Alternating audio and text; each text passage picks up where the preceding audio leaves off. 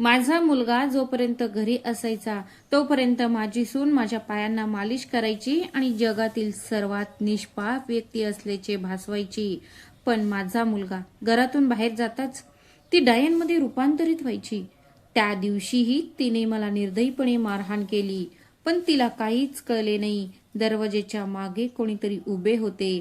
समीरचे जग त्याची आई सावित्री आणि पत्नी शिखा यांच्या भोवती फिरत होते. शहरापासून दूर असलेल्या एका मोठ्या कंपनीत वरिष्ठ व्यवस्थापक म्हणून त्याच्यावर कामाचा मोठा ताण होता. म्हणूनच तो महिन्यातून 1 किंवा 2दाच घरी येऊ शकत होता. पण जेव्हा जेव्हा तो घरी यायचा तेव्हा त्याला त्याच्या भोवती आराम आणि प्रेमाची चादर गुंडाळलेली जाणवायची. किंवा किमान समीरला कळताच असे वाटायचे. समीरची गाडी दाराशी थांबताच शिखा तिची आदर्श सून आणि समर्पित पत्नी अशी भूमिका करायला सुरुवात करायची. ती दार उघडण्यासाठी घाई करायची. तिचा चेहरा जगातील सर्वात निरागस आणि हसरा असायचा. अरे समीर, तू आलास? मी खूप दिवसांपासून तुझी वाट पाहत आहे. बघ, आई सकाळपासून तुझे आवडते पराठे बनवण्याचा आग्रह करत आहेत. मी त्यांना सांगितले होते की तुम्हाला बरे वाटत नाही, तुम्ही आराम करा. मी समीरसाठी सगळी तयारी करते, पण ऐकतच नाहीत. समीर त्याच्या पत्नीच्या कथित समर्पणाने खूप आनंदित झाला. खोलीत प्रवेश करताच त्याला सावित्री देवी शांत बसलेली दिसली. शिखा लगेच सासूच्या पायांना मालिश करायला लागते. आई, बघ, शिखा तुझी किती काळजी घेते. मला शहरात काहीही काळजी नाही. सावित्री देवी त्याच्या डोळ्यातला आनंद पाहून ती काहीच बोलू शकली नाही. ती फक्त मंद हास्य करत त्याच्या डोक्यावर हात ठेवत असे. समीर गेल्यानंतर जर तिने काही बोलले तर तिचे काय होईल याची तिला भीती वाटत होती. पण समीरची परतण्याची वेळ जवळ येत असताना ज्या क्षणी समीर टॅक्सीत बसून शहराकडे जायला निघाला त्याच क्षणी शिखाच्या चेहऱ्यावरील गोडवा विषारी झाला. ती वळून तिच्या सासूकडे एक द्वेषपूर्ण नजर टाकायची. तुझा लाडका मुलगा गेला आहे. आता रडणे थांबव आणि शांतपणे स्वयंपाकघरात जा आणि भांडी धु. आणि ऐक, जर चुकूनही तुम्ही त्याला फोनवर तुमचे रडणे ऐकवले तर लक्षात ठेवा की तो पुढच्या महिन्यात तुम्हाला जिवंत पाहू शकणार नाही. एका क्षणात ती निष्पाप शिखा एका भयानक डायनमध्ये रूपांतरित झाली. ते घर जे समीरसाठी आनंदाचे मंदिर होते त्याने पाठ फिरवताच तो क्षण सावित्री देवींसाठी नरकाचा उंबरठा बनायचा. शिखाच्या डोळ्यात आता प्रेमाचे प्रतिबिंब नव्हते तर मालमत्तेची भूक आणि तिच्या सासूबद्दल तीव्र द्वेष होता. समीर तिथे असताना जे घर स्वर्गासारखे वाटत होते ते आता सावित्री देवींसाठी तुरुंगापेक्षा कमी नव्हते. बाहेर शांतता होती पण घरात वादळ येत होते. सूर्य उगवला होता पण झोपेऐवजी सावित्री देवींचे डोळे भीतीने भरले होते. आज तिचा जुनी पाठदुखीचा त्रास वाढला होता, त्यामुळे तिला उलटे फिरणेही कठीण झाले होते. तेवढ्यात तिच्या खोलीचा दरवाजा जोरात आवाजाने उघडला. शिखा तिथेच उभी होती. तिच्या चेहऱ्यावर गोड हास्य होते. ते हास्य नव्हते तर द्वेष होता. ती धावत आत आली आणि सावित्री देवींच्या हातातील रजाई खेचून जमिनीवर फेकली. अरे महाराणी, तुम्ही अजूनही बेडवर झोपले आहात का? सूर्य डोक्यावर आलाय आणि तू अजून उठली नाहीस. मी तुला चहा आणून देऊ का? तू आता उठशील की मी तुला धक्का देऊ? सावित्री देवीने वेदनेने उठण्याचा प्रयत्न केला. वेदनेने तिच्या तोंडातून एक सुस्कारा बाहेर पडला. तिने हात जोडून म्हणाली, नाही नाही सुनबाई, मी आत्ताच उठते. माझ्या कमरेला थोडासा जडपणा आला होता म्हणून. ए म्हातारी बाई, कारणे सांगू नकोस. माझ्या समोर नाही तर समीर समोर हा जडपणा आणि आजार दाखव. चल, मला 5 मिनिटात चहा हवा आहे, नाहीतर आजच नाश्ता विसरून जा. सावित्री देवी भिंतीला टेकून उठल्या. थरथरत्या पायांनी ती स्वयंपाकघरात गेली. तिचे हात थरथरत होते. तिला चूक होण्याची भीती वाटत होती. तिने पटकन चहा बनवायला घेतला, पण तिला आठवले की साखरेचा डब्बा रिकामा आहे. तिचे मन खूप दुखावले. तिने थोडा चहा करायचा आणि नंतर समजावून सांगायचा निर्णय घेतला. गॅस बंद करून तिने थरथरत्या हातांनी चहा गाळला आणि कप शिखाच्या खोलीत घेऊन गेली. शिखाने सोफ्यावर पाय पसरले आणि मोबाईल पाहत बसली. सावित्रीने लाजाळूपणे कप टेबलावर ठेवला. शिखाने मोबाईल बाजूला ठेवला आणि कप उचलला. सावित्री देवीचे हृदय धडधडून थांबले. शिखाने एक घोट घेतला आणि दुसऱ्याच क्षणी तिचा चेहरा रागीट झाला. शिखाने गरम चहाचा कप थेट जमिनीवर फेकला. काच फुटली आणि गरम चहा सावित्री देवीच्या पायांवर पडला, ज्यामुळे तिची त्वचा जळली. हे काय आहे? ती मला घाणेरडे पाणी प्यायला लावत आहे. त्यात साखर कुठे आहे? तू का बोलत नाहीस? तुझी जीभ झडली आहे का? सावित्री देवी थरथर कापू लागली. तिच्या डोळ्यात अश्रू आले. ती दबलेल्या आवाजात बोलली, मुली, काल रात्री साखर संपली. मी तुला सांगितले होते की डबा रिकामा आहे आणि तू म्हणालीस की मी आणून देईन. हे ऐकून शिखा संतापली. ती तिच्या जागेवरून उठली आणि पटकन सावित्री देवींकडे गेली. ठीक आहे, आता तू मला धडा शिकवणार आहेस? माझ्या चुका दाखवणार आहेस? फुकटचं खाऊन तुझी जीभ जरा जास्त चुरूचुरू बोलते. शिखाने न डगमगता हवेत हात उचलला आणि तिच्या वृद्ध सासूच्या गालावर जोरात चापट मारली. ती चापट इतकी जोरदार होती की सावित्री देवींचा तोल गेला. त्यांची दृष्टी अंधारली आणि ती अडखळली आणि तुटलेल्या काचेजवळ जमिनीवर पडली. शिखाच्या बोटांचे ठसे तिच्या गालावर उमटले होते, पण शिखाचे हृदय स्थिर राहिले. तिने तिच्या सासूच्या बरगड्यांवर जोरात लाथ मारली आणि ती जमिनीवर पडली. उठण्याचा प्रयत्न कर. तसंही करू नकोस. तुला आराम करायला खूप आवडतं, नाही का? मग इथेच झोप आणि ऐक. आज दुपारच्या जेवणाचं विसरून जा. तुला एक थेंबही पाणी मिळणार नाही. जेव्हा तू उपाशी असशील तेव्हा तुला कळेल की मालकीन कोण आहे आणि मोलकरीण कोण आहे. सावित्री देवी जमिनीवर पडून ती रडत होती आणि वेदनेने ओरडत होती. पण शिखा तिच्या खोलीचा दरवाजा बंद करून निघून गेली आणि तिला तिथेच वेदनेने सोडून गेली. काळाचे चक्र फिरत राहिले, पण सावित्री देवींसाठी ते थांबल्यासारखे वाटत होते. आता ते घर स्वर्गापेक्षा जास्त काळ कोठडीसारखे बनले होते. सावित्री देवींचा छळ दिवसेंदिवस अधिक भयानक होत होता. सावित्री देवीचे शरीर सुकलेले आणि बारीक झाले होते. शिखाने स्वतः तूप लावलेले पराठे आणि सुके मेवे खाल्ले, पण ती तिच्या सासूच्या ताटातून आदल्याच्या रात्री उरलेल्या कोरड्या कडक पोळ्या ती फेकून द्यायची. कधी कधी ती मुद्दाम त्या पोळ्या पाण्यात भिजवून ठेवायची, जणू काही ती एखाद्या प्राण्याला खायला घालत असे. शेजाऱ्यांना कळू नये म्हणून शिखा नेहमी खिडक्या बंद ठेवायची. जर दाराची बेल वाजली तर शिखा धावून जाऊन दार उघडायची आणि सावित्री देवींना आत कुलूप लावायची. आवाज करण्यापासून सावध राहा, ती कुजबुजून धमकी द्यायची. मग एके दिवशी असे काही घडले ज्यामुळे मानवतेला लाज वाटली. सावित्री देवी गेल्या 2 दिवसांपासून खूप तापाने त्रस्त होत्या. तिचे संपूर्ण शरीर तव्यासारखे भाजत होते. तिचे ओठ कोरडे पडले होते आणि घशात काटे आल्यासारखे वाटत होते.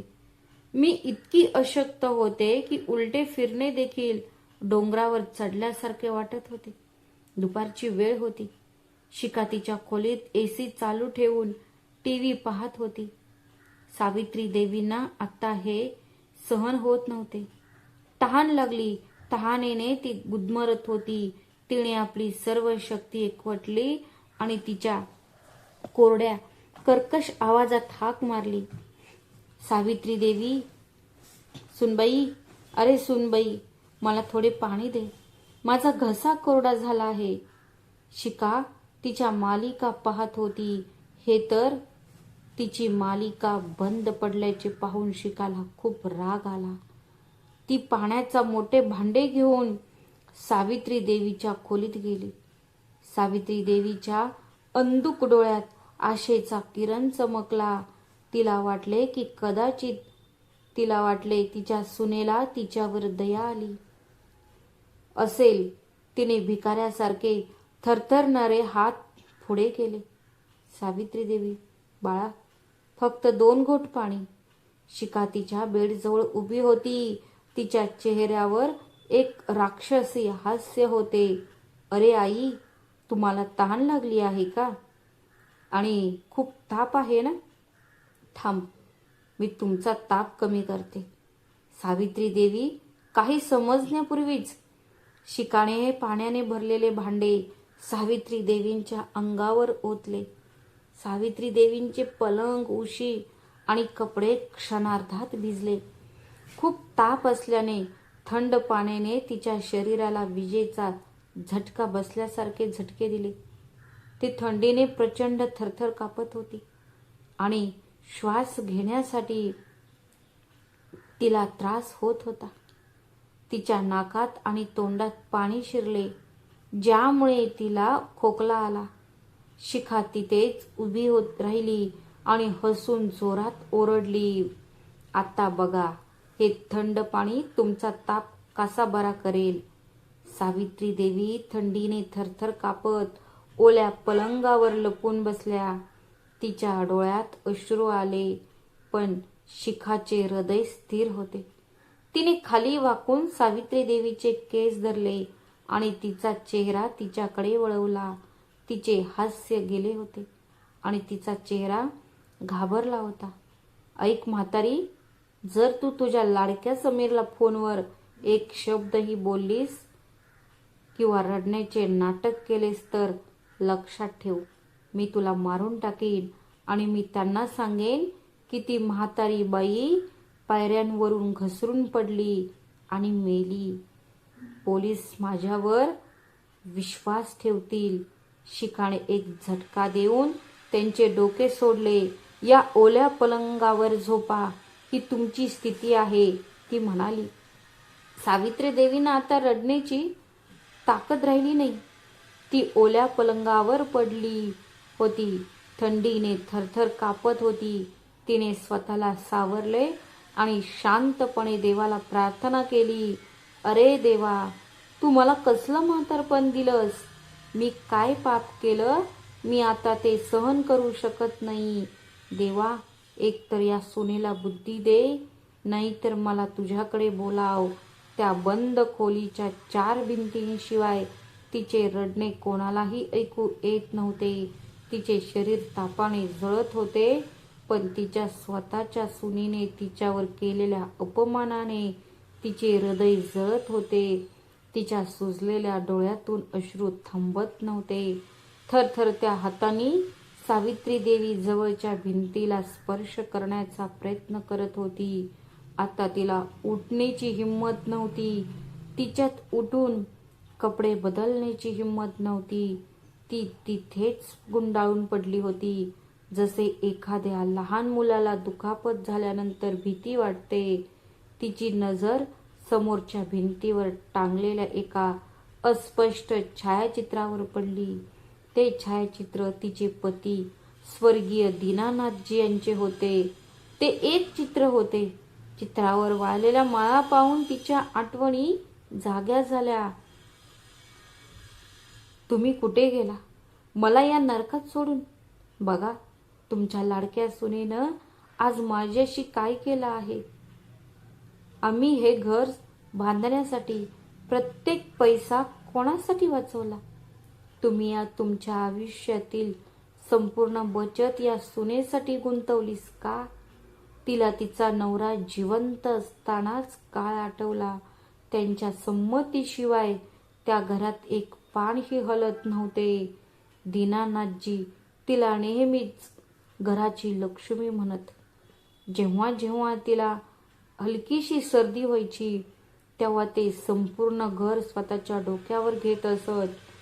तिला आठवले की एकदा तिचा पाय मुरगळला होता म्हणून तिचा नवरा स्वतः स्वयंपाकघरात गेला आणि तिच्यासाठी पाणी गरम केले आणि म्हणाला, सावित्री, मी इथे आहे तोपर्यंत मी तुला जमिनीवर पाय ठेवू देणार नाही. आज ती त्याच घराच्या जमिनीवर एक सोडून दिलेल्या व्यक्तीसारखी पडली होती. ज्या नवऱ्याने तिला फुलासारखे जपले, आता त्याच्या जाण्यानंतर तिची स्वतःची सून तिला काट्यांवर ओढत आहे. कृपया मला तुमच्याकडे बोलवा. मी आता आणखी अपमान सहन करू शकत नाही. समीर परदेशात बसला आहे. त्याला वाटतं की त्याची आई इथे राज्य करते. त्याला हे माहीत नाही की त्याची आई पाण्याच्या प्रत्येक थेंबासाठी आणि शांतीच्या प्रत्येक श्वासासाठी आतुर आहे. जर तुम्ही आज इथे असता तर ही सून माझ्यावर हात उचलण्याची हिंमत केली असती का? अशक्तपणा आणि थंडीमुळे तिचे बोलणे थांबत होते. तिने डोळे मिटले आणि तिच्या पतीच्या जुन्या सांत्वनदायक आवाजाला जादू करण्याचा प्रयत्न केला. असे वाटले की जणू काही तिचा नवरा म्हणून होता. सावित्री, धीर धर. देवाच्या घरी उशीर झालाय पण अंधार नाही. पण थंड वास्तवाने तिला पुन्हा हादरवून सोडले. त्या बंद खोलीच्या खिडकीतून येणारा मंद प्रकाशही तिला त्रास देत होता. तिने देवाकडे एवढेच मागितले होते. ती फक्त देवाला प्रार्थना करत होती की समीरला सत्य कळावे. हा तिचा शेवटचा श्वास असेल. ती इतकी असह्य होती की ती ओरडूही शकत नव्हती, कारण शिखाचा भयानक चेहरा आणि जीवे मारण्याच्या धमक्या खूप जबरदस्त होत्या. ते तिच्या कानात घुमत होते. ती त्याच ओल्या पलंगावर पडून तिच्या मृत्यूची वाट पाहत होती. पण ते म्हणतात की देवाची काठी आवाज करत नाही, पण जेव्हा ती आवाज आदळते तेव्हा ती थांबवता येत नाही. शिखाचा अभिमान आणि अत्याचार आता अशा टप्प्यावर पोहोचला होता जिथे तिचा पराभव निश्चित होता. शहरात परतल्यावर समीरचा प्रकल्प वेळेपूर्वीच पूर्ण झाला होता. त्याने विचार केला, शिखा आणि आईला आश्चर्यचकित का करू नये. जर मी त्यांना सांगितले तर ते लगेच तयारी सुरू करतील. पण त्याला माहीत नव्हते की ज्या घरात आनंदाचे आश्रयस्थान मानत होता तिथे त्याची आई हळूहळू मरत होती. दुपार झाली होती. समीरची फ्लाईट लवकर उतरली. त्याने थेट घरी जाण्यासाठी टॅक्सी पकडली. परिसरात शांतता होती. मला वाटले की कचरेवाला निघून गेल्यानंतर दरवाजा नीट बंद झालेला नव्हता. तो फक्त उघडा होता. समीरच्या मनात एक वाईट विचार आला. त्याने विचार केला की मी आत जाऊन शिखाला घाबरवीन. तो शांतपणे घरात शिरला, पण तो ड्रॉइंग रूमकडे चालत असताना त्याला आत ओरडण्याचा आणि लाकडाच्या ठोक्यांचा आवाज ऐकू आला. शिखाचा आवाज, असा आवाज जो समीरने यापूर्वी कधीही ऐकला नव्हता. भयानक आणि हिंसक होता. आज मी शेवटचा निर्णय घेईन. तू पुरेसं जगलीस. मी तुला किती वेळा विचारलं आहे की त्या कपाटाच्या चाव्या कुठे आहेत आणि समीरच्या आजीने तुला दिलेला वारसा हक्काने हार कुठे आहे. समीरचे हृदय धडधडू लागले. तो खोलीच्या दाराशी पोहोचला. खोली थोडीशी उघडी होती. त्याने जे पाहिले ते त्याला घाबरवून टाकणारे होते. आतले दृश्य भयानक होते. त्याची वृद्ध आई सावित्री देवी जमिनीवर पडली होती. तिचे केस विस्कटलेले होते आणि तिचे कपडे फाटलेले होते. शिखाने हातात एक जाड काठी धरली होती, ज्याने ती तिच्या सासूच्या पाठीवर आणि पायांवर निर्दयीपणे मारत होती. सावित्री देवी विनवणी करत म्हणाल्या, सुनबाई, मी मरेन, मला मारू नको. तुला जे करायचंय ते कर, मी जाईन, मला मारू नकोस. तुला जे हवं ते घे, मला सोडून दे. आहा. तेव्हा शिका वेड्यासारखं हसत म्हणाली, तू का मरत नाहीस म्हातारी? तू या पृथ्वीवर आणि या घरावर एक ओझे आहेस. जोपर्यंत तू जिवंत आहेस तोपर्यंत हे घर माझ्या नावावर राहणार नाही. तू मरशील तरच मला शांती मिळेल. मी सुटकेचा निश्वास टाकेल. आज तुला संपवून टाकेपर्यंत मी फक्त विश्रांती घेईन. शिकाने पुन्हा काठी हवेत हलवताच समीरचा संयम सुटला. त्याने रागाने त्याची जड बॅग जमिनीवर फेकली. आवाज ऐकून शिखाचे हात हवेत गोठले. ती थरथर कापत हळूहळू मागे वळली. तिथे समीर उभा होता. त्याच्या डोळ्यात अश्रू होते. त्याचा चेहरा रागाने लालबुंद झाला होता आणि त्याच्या मुठी घट्ट आवळल्या होत्या. समीरच्या चेहऱ्यावरील द्वेषाने शिखाच्या पायाखालची जमीन सरकली. काठी तिच्या हातातून खाली जमिनीवर पडली. समीर, तू पुढच्या आठवड्यात येणार होतास ना? तू कधी आलास? त्या क्षणी समीरच्या डोळ्यात मृत्यू नाचला. शिखाने लगेच तिचा आवाज बदलण्याचा प्रयत्न केला. तिने बनावट अश्रू ढाळले आणि तिच्या सासूकडे झुकली. शिखाने म्हटले, समीर, बघ, आई अचानक बेशुद्ध झाली आणि पडली आणि तिला दुखापत झाली. मी तिला उचलण्याचा प्रयत्न करत होते. ती म्हणत होती ही काठी इथेच पडली होती. समीर पटकन पुढे सरकला. शिखाला वाटले की तो तिला मिठी मारेल, पण समीरने तिचा हात धरला आणि तिला तिच्या आईपासून दूर नेले. समीर मोठा आवाज करत म्हणाला, चूप रहा. आणखी एक शब्दही बोलू नकोस. बोल.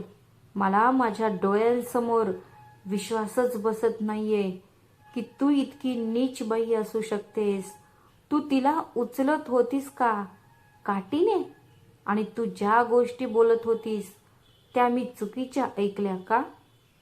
समीर त्याच्या आईजवळ गुडघे टेकून बसला. त्याने त्याच्या आईकडे पाहिले. तिच्या हातावर आणि पाठीवर निळ्या रंगाचे डाग होते. सावित्री देवीने तिच्या मुलाचा चेहरा पाहताच त्याला मिठी मारली आणि मोठ्याने रडल्या. ती बोलू शकत नव्हती, पण थरथर कापत होती. समीर दाबलेल्या आवाजात म्हणाला, आई, मला माफ कर. मी हा साप घरी आणला आहे. मी आंधळा होतो. आई, मला माफ कर. समीरने त्याच्या आईला सोफ्यावर झोपवले आणि मग उभा राहिला. शिखासाठी आता त्याच्या नजरेत जागा उरली नव्हती. समीरच्या डोळ्यांसमोरील दृश्य त्याच्या हृदयाचे ठोके पाहून टाकत होते. ज्या आईने तिला बोट धरून चालायला शिकवले होते ती मातीने माखलेली जमिनीवर पडली होती आणि त्याची स्वतःची पत्नी जल्लादासारखी त्यांना काट्यांनी मारत होती. शिखाने समीरला पाहून ती स्तब्ध झाली. थरथरत्या हातांनी तिने तिचा साडीचा पदर नीट केला आणि तिच्या चेहऱ्यावर काळजीचे भाव होते. शिखा खोटे अश्रू ढाळत म्हणाली, समीर, तू गैरसमज करत आहेस. आई, आई अचानक तिला वेडेपणाचा झटका आला. ती स्वतःला मारत होती आणि ती फक्त मी काठी हिसकावून तिला वाचवण्याचा प्रयत्न करत होते. बघ तिला किती दुखापत झाली आहे. माझं हृदय तुटतंय. शिखाचा निर्लज्जपणा पाहून समीरचे रक्त उकळले. त्याने आयुष्यात कधीही कोणत्याही महिलेवर हात उचलला नव्हता, पण आज त्याचा हात स्वतःहून वर आला. समीरने शिखाला गालावर जोरात मारले. शिखा एका झटक्याने मागे पडली. तिचे डोके टेबलाच्या कोपऱ्यावर आदळले. माझ्या आईचे नाव तुझ्या घाणेरड्या जिभेने वापरू नकोस. वेडेपणाचा झटका माझी आई नाही, तू आहेस. तिला वाचवत होतीस का? तू तिला काठीने मारून वाचवत होतीस का? मी माझ्या स्वतःच्या कानाने ऐकले आहे की तुला हे घर टिकवण्यासाठी तिला मारायचे आहे आणि आणखी दागिने मिळवायचे आहेत. समीर त्याच्या आईकडे धावला. सावित्री देवी अर्धमेल्या अवस्थेत पडली होती. समीरने तिला उठवण्याचा प्रयत्न केला तेव्हा त्याची आई वेदनादायक ओरडली. समीरला त्याच्या आईच्या ब्लाउजच्या मागच्या बाजूला एक छिद्र दिसले. रक्ताचे डाग दिसू लागले होते. आई, अरे आई, माझ्याकडे बघ आई, तुझा मुलगा आला आहे. मला माफ कर आई. या घरात तुला काय होत आहे ते मला समजले नाही. मी तुला देव मानत होतो शिखा, पण तू गावातील साप निघालीस. शिखा अजूनही हार मानायला तयार नव्हती. ती जमिनीवर बसल्या बसल्या ओरडली. शिखा, हो, मग मी काय चूक केली? या म्हातारी बाईने माझे आयुष्य दुःखद बनवले आहे. मी किती काळ तिची सेवा करणार? आणि तरीही हे घर आणि मालमत्ता तुमची आहे. मग तिची काळजी कोणाला आहे? हा माझा हक्क आहे. ही म्हातारी बाई का हस्तक्षेप करत आहे? समीरने तिच्याकडे तिरस्काराने पाहिले. त्याने त्याचा फोन काढला आणि नंबर डायल केला. तू कोणाला फोन करत आहेस? समीर, पोलीस आणि तुझे आई वडील, जेणेकरून ते येऊन पाहू शकतील की त्यांनी त्यांच्या मुलीच्या रूपात कोणत्या प्रकारच्या चेटकिनीला जन्म दिला आहे. आज तुला फक्त या घरातूनच नाही तर या जगातूनही हाकलून लावले जाईल. समीरने पोलिसांना फोन करून घरात झालेल्या हिंसाचाराची माहिती दिली. तिने तिच्या शेजाऱ्यांना हाक मारली. काही क्षणातच संपूर्ण परिसर जमला. जेव्हा लोकांनी सावित्री देवीच्या शरीरावर निळे डाग आणि जखमा पाहिल्या तेव्हा सर्वांच्या डोळ्यात अश्रू आले. त्या महिला शिखाला शिव्या देऊ लागल्या. एक शेजारी म्हणाली, तुम्हाला लाज वाटली पाहिजे. आम्हाला आश्चर्य वाटले की सावित्रीजी बाहेर का आल्या नाहीत, पण तुम्ही म्हणाला की ती बरी नाहीये. तुम्ही तिला जिवंत काढले. पोलीस घरात घुसले होते. समीरने पुरावा म्हणून काठी आणि त्याच्या आईचा फाटलेला ब्लाउज दिला. पोलीस अधिकारी, श्री समीर, आम्ही तिला हत्येचा प्रयत्न आणि वडीलधाऱ्यांशी गैरवर्तन या आरोपाखाली अटक करत आहोत. हो, तुझ्या आईची वैद्यकीय चाचणी होईल आणि हा अहवाल त्याच्या विरुद्ध सर्वात मोठा साक्षीदार असेल. जेव्हा महिला पोलीस अधिकारी शिखाला हातकडी घालत होती तेव्हा ती वेड्यासारखी ओरडू लागली, मला सोडा. समीर, तू हे करू शकत नाहीस. मी तुझी बायको आहे. आई, प्लीज मला वाचवा. मी चूक केली. समीरच्या मांडीवर डोके ठेवून रडणाऱ्या सावित्री देवीने पहिल्यांदाच डोळे वर केले. आता तिच्या डोळ्यात भीती नव्हती तर तिरस्कार होता. तिने तिच्या सुनेकडे पाहिले. सावित्री देवी तिच्याकडे पाहत फक्त एवढंच म्हणाली, मुली, तू म्हणालीस की मी या घरावर ओझे आहे, बघ, आज तुझा अभिमान तुझ्यावर ओझे झाला आहे. तू पेरलेले बीज आता काटेच्या रूपात तुझ्याकडे परत येत आहे. देव तुला कधीही माफ करणार नाही. शिखाला पोलिसांनी ओढून नेले. तिला संपूर्ण परिसरासमोर जीपमध्ये बसवले. तिच्या किंकाळ्या आणि विनवण्या आता ऐकू येत नव्हत्या. जेव्हा तिची द्रुतता आणि विनवणी अयशस्वी झाली तेव्हा तिच्याकडे काहीही उरले नाही. जेव्हा तो आला नाही तेव्हा त्याच्याकडे असलेला छोटासा मुखवटा गळून पडला आणि त्याचे खरे स्वरूप सर्वांना उघड झाले. पोलीस जीपचा सायरन परिसरातील रस्त्यावर घुमत होता. समीरच्या पाया पडून क्षमा मागणारी शिखा जेव्हा त्याने समीरला नजर हटवताना पाहिले आणि सावित्री देवींचा चेहरा दगडासारखा कडक झाला होता तेव्हा तिची भीती अचानक हिंसक उन्मादात बदलली. महिला कॉन्स्टेबलने तिचा हात धरला. त्यांनी तिला पकडले आणि जीपकडे ओढले. शिखाचा चेहरा रागाने काळवंडला. आता ती विनवणी करत नव्हती तर लाथा मारत होती आणि ओरडत होती, मला सोडा. तुम्ही सगळे माझे नाटक पाहत आहात का? मला हात लावण्याची तुझी हिंमत कशी झाली? तिने वळून समीरकडे पाहिले जो त्याच्या आईला धरून होता. शिखाच्या डोळ्यात आता पश्चाताप नाही तर विष होते. शिखा समीरवर थुंकत होती, समीर, तू तुझ्या बायकोला पोलिसात पाठवलेस. तू तिला त्यांच्या स्वाधीन केले आहेस ना? लक्षात ठेव, तू कधीच आनंदी राहणार नाहीस. तू एका म्हातारी बाईसाठी तुझे घर उद्ध्वस्त केले आहेस. जा, या आजारी वृद्ध बाईला वाढव. मी बघते की तू तिची किती काळ सेवा करू शकतोस. तुला माझा आक्रोश जाणवेल. तू वेदनेने मरशील. हे सर्व पाहणारे शेजारचे लोक स्तब्ध झाले. एका शेजाऱ्याने मध्येच अडवून म्हटले, काळ्या तोंडाची, तुला लाज वाटली पाहिजे. तू अजूनही तुझी चूक मान्य करत नाहीस. शिखाने शेजाऱ्यावर झडप घातली आणि तिला शिवीगाळ करायला सुरुवात केली. तुम्ही मला शिकवण्यासाठी आला आहात? तुम्ही सर्वजण माझा हेवा करता? तुम्ही सर्वजण सारख्याच परिस्थितीत असाल. मी तुरुंगातून बाहेर पडेन आणि तुमच्यापैकी कोणालाही सोडले जाणार नाही.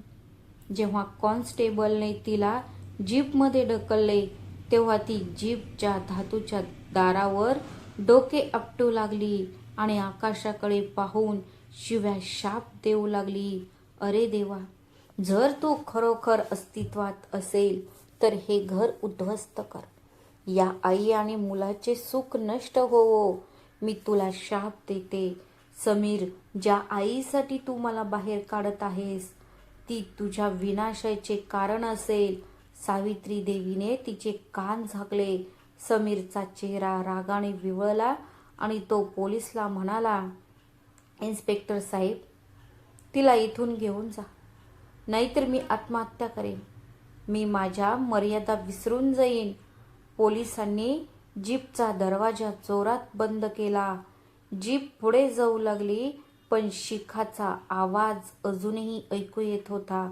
तिने खिडकीतून हात बाहेर काढला, अश्लील हावभाव केले आणि संपूर्ण परिसरात लोकांना टोमणे मारले. ती शिव्या देत होती. जसजशी जीप पुढे सरकत होती तशी तिचा आवाज मंद होत गेला. एकेकाळी राणी म्हणून या घरावर राज्य करू इच्छिणारी ती स्त्री आता गुन्हेगारासारखी ओरडत तुरुंगात जात होती. त्याने सुटकेचा निश्वास सोडला. जणू काही एक आपत्ती टळली आहे. समीरने त्याच्या आईच्या खांद्यावर हात ठेवला. सावित्री देवी सहज म्हणाली, बाळा, ज्याच्या मनात इतके विष भरलेले आहे त्याला देवही वाचवू शकत नाही. तिचा शाप तिला जाळून टाकेल. जेव्हा एक मानव विनाश जवळ येत असताना एखाद्याचे मन सर्वात आधी भ्रष्ट होते. शिखाने शेवटपर्यंत तिची चूक मान्य करण्यास नकार दिला आणि यामुळे तिचे संपूर्ण अधोगती झाली. ज्या दिवशी पोलिसांनी शिखाला सार्वजनिकरित्या हातकड्या घालून नेले, त्या दिवशी तिचा अभिमान भंग झाला. तिला वाटले की तिचे आई वडील तिला वाचवतील, पण जेव्हा तिच्या वडिलांनी सावित्री देवीच्या शरीरावर काठीचे निशाण पाहिले, तेव्हा त्यांनीही लज्जेने डोके टेकवले. तिच्या वडिलांनी स्पष्टपणे सांगितले, आम्ही आमच्या मुलीला संस्कार दिले, कत्तल नाही. आजपासून शिखा आणि माझा कोणताही संबंध नाही. न्यायालयात समीरने शिखाविरुद्ध भक्कम पुरावे सादर केले. शेजारच्या साक्षीने आणि वैद्यकीय अहवालांनी शिखाच्या अत्याचारांचा पर्दाफाश केला. तिला 6 महिन्यांच्या सक्त मजुरीची शिक्षा सुनावण्यात आली. तुरुंगात शिखाला तिच्या सासूसारखेच दुःख सहन करावे लागले. तिला दगडासारखी भाकरी आणि दुर्गंधयुक्त पाणी देण्यात आले. जेव्हा तिने काम करण्यास नकार दिला, तेव्हा तुरुंगाच्या वॉर्डने तिला फटकारले, जसे सावित्रीने तिला फटकारले होते. तिला असहाय्यता आणि भूक कशी असते हे जाणवले. शिखा तुरुंगातून बाहेर आली तेव्हा जग बदलले होते. समीरने तिला कायदेशीररित्या घटस्फोट दिला होता. ती तिच्या आई वडिलांच्या घरी गेली, पण तिचा भाऊ दारही उघडत नव्हता. तिची कहाणी समाजात निर्दयी सून म्हणून ओळखली जात होती. कोणीही तिला काम द्यायला तयार नव्हते आणि कोणीही तिला राहण्यासाठी जागा देत नव्हते. एकेकाळी आलिशान घरात राज्य करणारी स्त्री आता रस्त्यावर. अन्नाच्या प्रत्येक घासासाठी ती तडफडत होती. तिची भूक भागवण्यासाठी तिला मंदिराबाहेर रांगेत उभे राहावे लागत होते. दरम्यान समीरने त्याच्या आईचे हरवलेले हास्य परत आणणे हे त्याच्या आयुष्यातील एकमेव ध्येय बनले होते. त्याने नोकरी सोडली होती. त्याला त्याची नोकरी त्याच्या गावी बदली झाली, जेणेकरून तो प्रत्येक क्षणी त्याच्या आईसोबत राहू शकेल. समीर आता दररोज सकाळी उठतो आणि त्याच्या आईसाठी चहा बनवतो. तो तिच्या पायांना तेलाने मालिश करतो आणि तिची काळजी घेतो. त्याने जुने दुःख पुसून टाकण्याचा प्रयत्न केला. सावित्री देवींना आता कशाचीही भीती नव्हती. तिच्या चेहऱ्यावरील सुरकुत्या आता भीतीने नव्हे तर हास्याने चमकत होत्या. घर आता मारहाणीच्या आवाजाने नाही तर स्तोत्रांनी आणि हास्याने गुंजत होते. समीरला हास्याचा आवाज ऐकू येत होता. समीर अनेकदा म्हणायचा, आई, जर मी त्या दिवशी घरी आलो नसतो तर मी कदाचित स्वतःला कधीच माफ केले नसते. आणि सावित्री देवी फक्त हसून त्याच्या डोक्यावर हात ठेवायची. तिला तिच्या हरवलेल्या मुलाबद्दल खूप वाईट वाटले आणि त्यांना त्यांचा हरवलेला मुलगा आणि त्यांचे घर मिळाले होते. ही कथा आपल्याला शिकवते, तुम्ही जे पेरता तेच उगवते. काळाचे चक्र शक्तिशाली आहे. आज तुम्ही इतरांशी जे करतात ते उद्या तुम्ही स्वतःशी कराल. जर तुम्ही असे केले तर उद्या तुमच्यासोबतही असेच घडेल. वडीलधारी व्यक्ती कुटुंबाचा पाया असतात. जो त्यांचा अनादर करतो तो कधीही आनंदी राहू शकत नाही. कितीही धृतपणे अत्याचार केले तरी एक दिवस ते जगासमोर येईलच. जरी हुशारीने केले तरी ते एके दिवशी नक्कीच उघडकीस येईल. नातेसंबंध आणि आशीर्वाद हीच खरी संपत्ती आहे, मालमत्ता किंवा दागिने नाहीत.